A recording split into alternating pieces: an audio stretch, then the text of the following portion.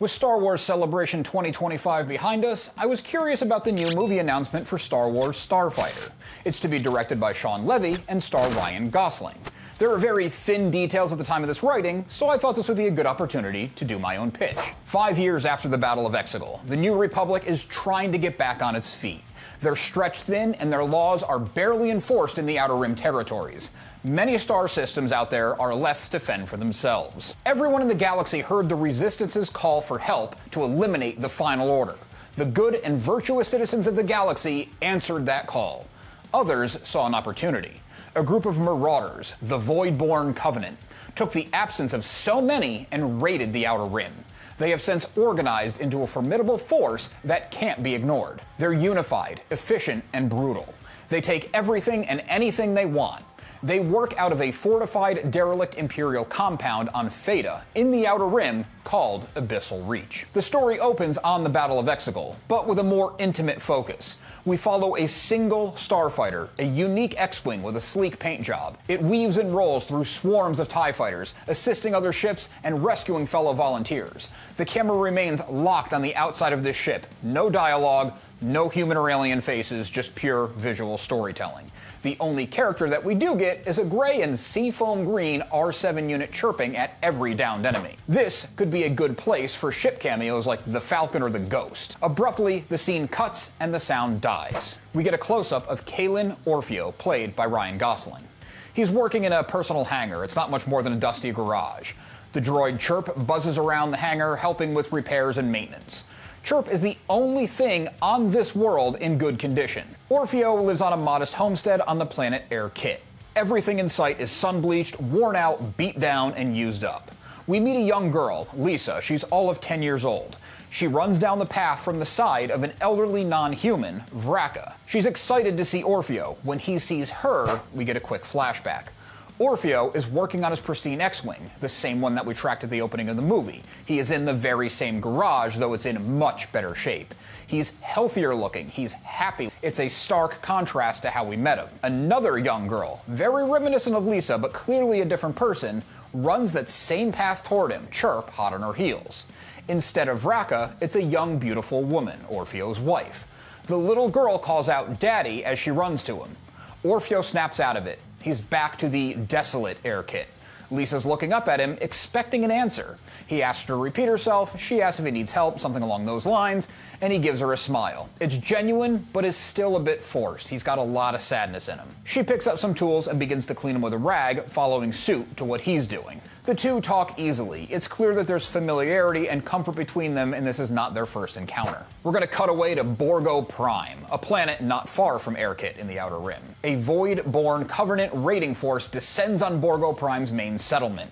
It's swift and merciless. The skies darken with battered dropships. Citizens scramble in panic. Those who resist are executed without hesitation. Supplies, food, weapons, technology are all seized en masse. Worse yet, able-bodied civilians are herded into containment transports. As the troops who are raiding and pillaging, their leader, Varko Drain, stands atop his command ship and preaches to the victims. The New Republic has abandoned you. The Outer Rim is forgotten. Come with me, join my Covenant, I will restore order to the Rim. The Covenant isn't just stripping planets, they're recruiting, they're building something. We follow one of the transports filled with prisoners out of the atmosphere and see it jump to hyperspace. That same ship comes out of hyperspace with a handful of other ships from all around the planet. The ships enter the atmosphere of this new planet and head toward a large compound protected by turrets and patrolling starfighters. Similar transports can be seen on the surface, and prisoners are being filed off. Many more prisoners are unearthing something massive. This is going to be a massive Imperial shipyard. The Covenant are not seeking a superweapon. They're building a fleet. A fleet large enough to control the Outer Rim and keep the struggling New Republic at bay. Each time the story revisits these shipyards throughout the film, we're going to see more progress, more buildings uncovered, more slaves, more ships rising out of the ground, coming back from the past. It's a ticking clock counting down to disaster. If you're getting value or entertainment out of any of my transmissions, it would mean a lot if you would join the Remnant and subscribe. Orfeo's in town unloading some crates from a broken down hover sled. Lisa is once again by his side, talking his ear off and fawning over Chirp. A tough-looking older man, Torin Marn, has a couple of equally weathered companions enter the town square. Marn was a rebel pilot who served at Endor and Jakku. Orfeo's demeanor changes. He tells Lisa to run along, get out of sight. She doesn't want to go, but she listens without arguing. Marn announces grim news. The Voidborn have raided Borgo Prime. That's just 2 planets away. They've moved through the sector, and they're coming in this direction. Gasps ripple throughout the gathered crowd. People murmur about evacuation, surrender, hiding. Torin cuts through the fear. We're not helpless. We're not without hope. He calls for volunteers, for anyone with a ship or the will to fight. He speaks of his time at Endor, of how everything could have been lost if they had yielded to fear. There is always evil in the galaxy, but you do not give into it. You can't give into it. A fair amount of people approach to volunteer, moved by his words. The speech stirs old wounds and guilt within Orfeo. He turns and walks away. Lisa and Vraka, off to the side, watch him go. We're going to go back to the Abyssal Reach. The Covenant's leader, Drain, is standing atop an old control tower, surveying his slave labor force.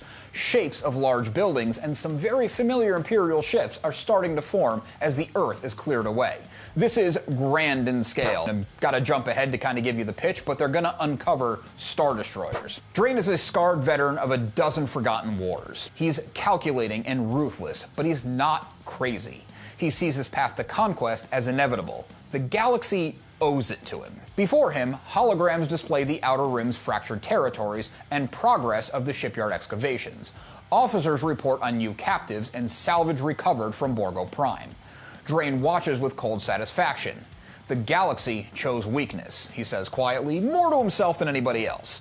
We will give it purpose again. He orders his officers to get the next phase of his plan going. They're going to move on to the planet Polis and send a forward party to Airkit. The Abyssal Reach hums to life as Voidborn forces ready for their next strike. Back on Airkit, we're on Orfeo's homestead again. He's once again tinkering in that old garage. There is a large Starfighter covered by tarps in the background. Marn enters. He's alone this time. He asks for a minute of Orfeo's time. Orfeo barely gives him an acknowledgement. Marn notices the tarped ship and starts to lift the cover, revealing that very familiar, unique X-Wing that we followed through Exegol. Orfeo, irritated, warns him off, but Marn presses.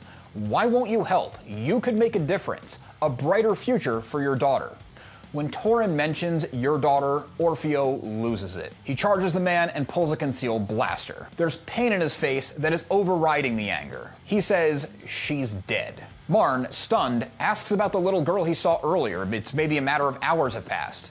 Orfeo slowly lowers the weapon. He's understanding what the guy meant. He explains that girl, Lisa, is an orphan. Her parents answered the call for the citizens' fleet. They left her behind with a neighbor and never came back.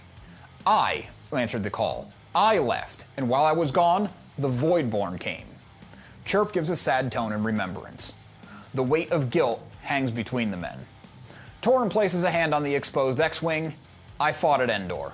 Lost friends, lost family. But if we had given up, everything would have been lost. Evil only wins when good people surrender. You can't undo the past, but you can still choose what side you're on. Orfeo remains silent. He tosses his blaster over onto a workbench. He's exhausted. Marn nods, sensing the conversation has gone as far as it can. He leaves quietly, giving Orfeo the space to face his own choices.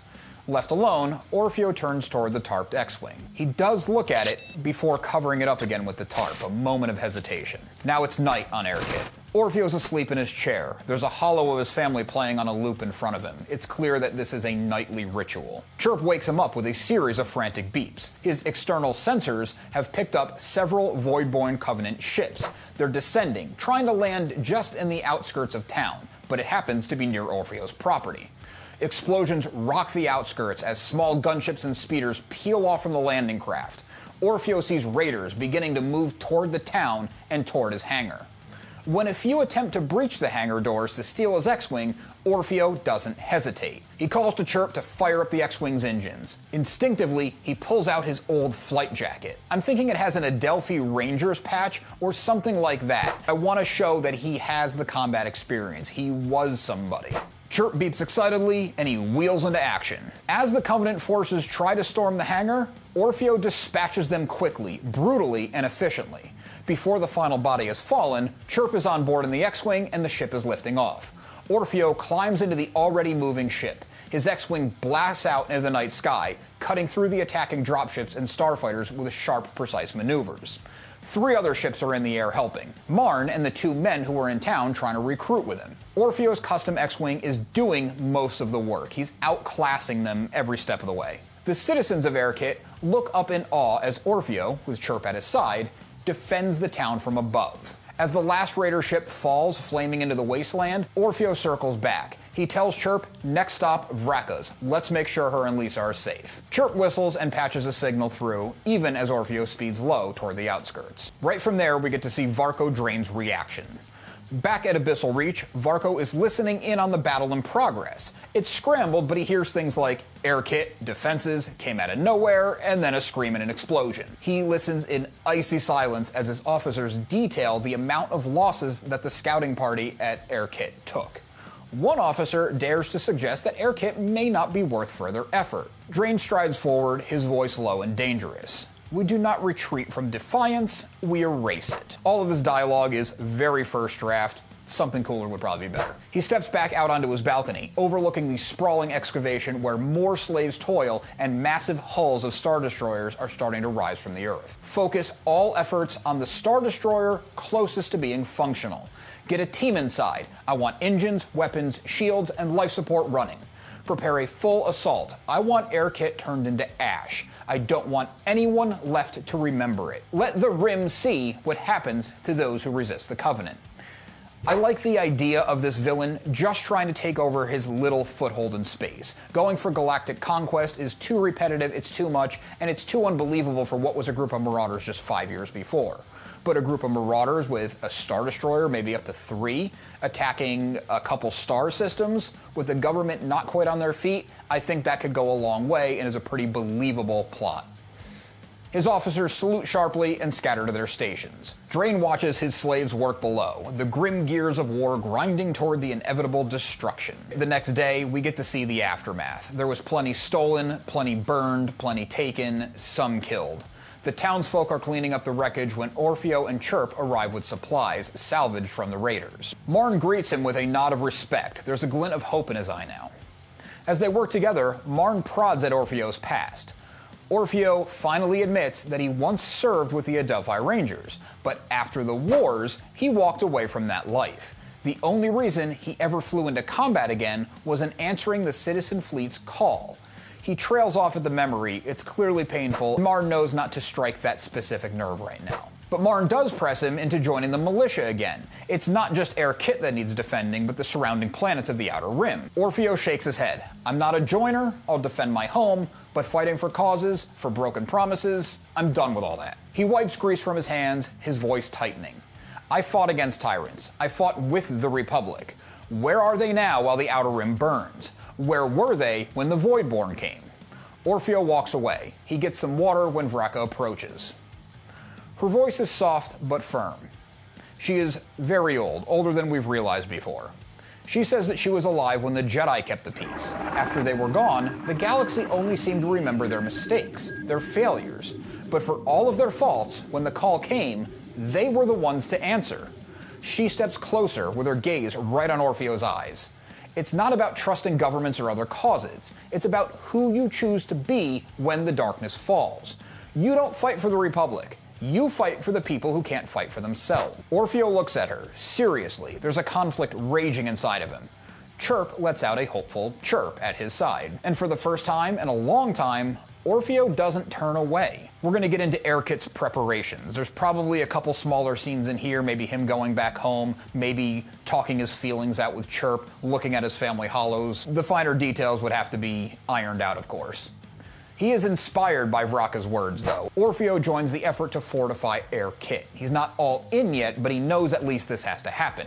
Marn and his other growing militia work tirelessly, repairing old ships and patching together defenses. They're also salvaging what they can of the left-behind or crashed Covenant ships.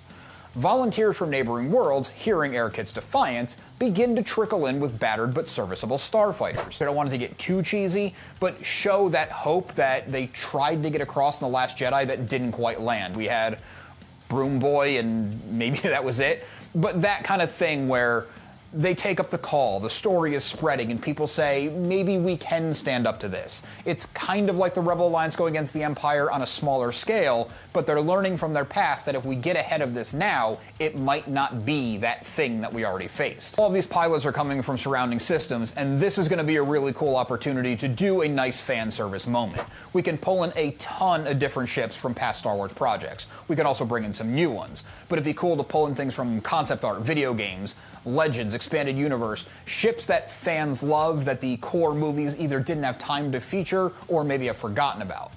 Torin and Orfeo form a fragile alliance of wary veterans and desperate civilians. Now we're going to jump to the Voidborn assault on Airkit. The Covenant launches a massive assault. The nearly operational Star Destroyer remains grounded, but several wings of Voidborn fighters and gunships do attack the planet's defenses.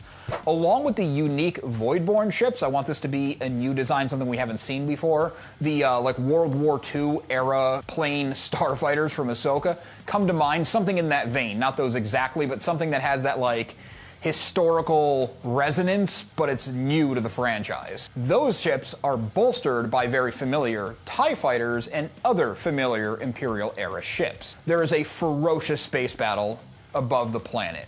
Orfeo, Marn, and the militia scramble to their starfighters. Chirp eagerly locks into his socket. The fight's going to be brutal. A lot of these people are not combat pilots, so there is going to be losses on both sides, but I want it to be more exciting. I want it to be a little bit more hopeful because they're doing something about their problem. Orfeo is going to naturally fall into the role of leader, even over Marn at some points. Not to step on the guy's toes, but just to show who he is on the inside. The morale is going to stay high despite the losses on the side of the good guys, because they're going to form up, be organized, strike bigger blows than they thought possible. I do also want to showcase the veteran of at least Endor and Jakku, if not Rebel Alliance wars before that, does have some skill. I don't want him to just be a joke passed over for the main character. There's going to be a key moment where a Voidborn bomber is going to target a civilian evacuation convoy. The people on the ground are trying to get people out of the town. So this bomber is going to attack the civilians.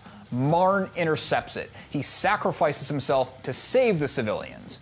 That death is going to hit hard. He's going to be a very likable character, someone that we understand and bond with. And since he's calling in things at least like Endor, it's going to have some older fans resonate with that very important thing that we've been watching for over 40 years. But it serves a purpose. It's going to galvanize the remaining defenders, and more importantly, it's going to get Orfeo past that tipping point onto joining the real cause. In the aftermath, we're going to spend some time memorializing the characters, especially Marn, but it's also going to get into Orfeo's choice to bring the fight to the enemy. The Voidborn Covenant pull back. This was a test on Airkit's defenses to see what they were up to. It was never meant to decimate them at this point. We'll make that clear. Hopefully the exposition isn't so clunky, but we'll make it clear with Drain talking to his commanders. They think that their mission was a success. They know they thinned the herd a little bit, they had some losses, they think they got all the intel that they needed. But what they did not realize is that they showed their hand. The inclusion of all of these Imperial ships is going to tell our heroes that they must be operating out of a former Imperial base. The town get together, some of the older locals, they can go through star charts, maps, whatever relevant information they would have. Maybe R7 has a database if they were part of the Adelphi Rangers, and they narrow it down to the planet Theta, where the Abyssal Reach is. It was not called Abyssal Reach by the Empire, but the planet Theta is correct, and it's also narrowed to that given the proximity they are to Airkit and how fast these attacks keep coming. Orfeo is mourning the sacrifice left by all of them, but now his resolve is there. He's determined. He refuses to wait for the next Voidborn assault. He knows if they stay on the back foot, they're always going to be playing defense, and it's going to be a war of attrition that they cannot win. The people of Airkit use a stolen radio from one of the landing craft that the Voidborn left behind in their scouting assault. They learned that a Star Destroyer will be fully operational in a number of days. If it launches, Airkit is going to be decimated, and the Voidborn Covenant will be that much closer to controlling all of the Outer Rim. This is going to move us into the endgame, the final battle. Orfeo and Chirp lead a daring strike on Abyssal Reach. Lisa and Vraka watch from Airkit as a patchwork fleet of fighters, freighters, anything that flies and get a gun strapped to it, jump into hyperspace to help. At Abyssal Reach, the battle is chaos. The action progresses, we will keep getting updates on the Star Destroyer coming back to life. Orfeo fights through heavy defenses, coordinating attacks on key parts of the enemy defenses. The heroes cannot assault the enemy base directly because of all the slaves and imprisoned people inside. The Covenant throws everything they have at the attackers. As the tide turns against them, Orfeo rallies the survivors. He reminds them what they're fighting for, their homes, their families. It's really speaking from the heart, as that's what he's fighting for, even though he thinks he already lost everything. When all hope seems lost, a New Republic squadron drops out of hyperspace. Reinforcements sweep into the fray. I was writing this and realized I was making the New Republic kind of sound like the bad guys. And I feel like a lot of discourse online at this point has the Jedi painted as bad guys. Yes, they lost their way a bit in the prequel movies, which let Sidious take over, but it wasn't because of greed. They weren't corrupt where they were taking bribes. They were still always the good guys. I realized I was making the New Republic seem like they just had everyone serve their purpose and left them hanging. So I want to show that the New Republic is trying. They're doing what they can. I think a couple familiar faces and a group of X-Wings, maybe half X-Wings, half A-Wings, something cool like that, just to show the New Republic does care and they're trying, without it becoming Cameo City. This newly combined force can cripple the Star Destroyer before it's fully into the battle. We can have it drop into the desert or hit a mountain or something away from where the base is to know that the prisoners are safe. Orfeo is going to personally lead the assault that takes down the shield generators, and we can ensure that the ship is done before it can really start. Maybe it gets a few volleys off, it thins the herd right before the New Republic comes in. It's going to be that ticking clock that gets to 11:59 if midnight is sure destruction. Commander Drain flees in the chaos, vowing revenge. He's not really in it for his cause, he's in it for himself. In the aftermath, Abyssal Reach is not fully destroyed, but is now under New Republic jurisdiction. The Covenant is shattered. Not everyone's dead, some are being arrested, some have scattered. We don't really have to fully address that right now. The New Republic begins rebuilding efforts across the ravaged Outer Rim. That's when we can have some of the more familiar mid-sized ships, the Corellian corvettes, things like that, come to Airkit with supplies, have some people in nicer uniforms handing out food, helping to rebuild. Orfeo is going to be offered a commission by the New Republic, but he doesn't give an answer either way. I like this being a standalone movie where if this is the only thing that ever happens with this story, we get a nice beginning, middle, and end. Our main character gets an arc. Instead of giving a direct answer to the New Republic, Orfeo is going to be repairing his homestead, this time with Vraka, Lisa, and Chirp at his side. He's not replacing the family that he lost, his dead wife and daughter. He's building something new.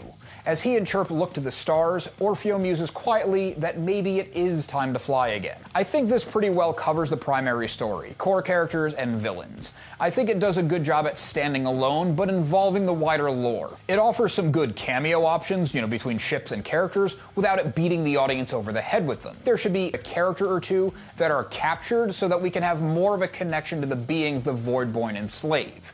Maybe they take some people from Airkit. Maybe we follow some people on a previous planet that is attacked where they're taken. I don't want it to become a full-on prison riot or for them to escape. I also don't want it to be ultra depressing using the word slave too much. Obviously, it's a horrible thing. It's a very unfortunate byproduct of war. And I don't want the movie to feel like too much of a downer. If we had some characters in that situation, we could have more of a stake on if these people die or not instead of them looking like ants from the Starfighters. A bit more of a connection makes a better movie. If this story was ever polished up for a movie, there would have to be more connections between Orfeo and the family that is lost. Even in the end, though the memories could be more of good memories than ones that are haunting him. Vraka was never intended to be a love interest. I made her very old, one, so that she could remember the Jedi, but two, so there is no hope, no talk of it being a love interest. And Lisa is not intended to be a replacement for his daughter. It was supposed to be a thing that he remembers, and an innocent little girl to remind Orfeo that there is a future worth fighting for. I love the Star Wars theme of found family, and I wanted to give Orfeo some of that, something to hold on to. Let me know what you thought about this pitch and what you think about videos like this. You want to see more? You want them to be more polished, less polished like we did before for my episode 10 pitch? Let me know in the comments, then check out this video to get back into more Star Wars lore.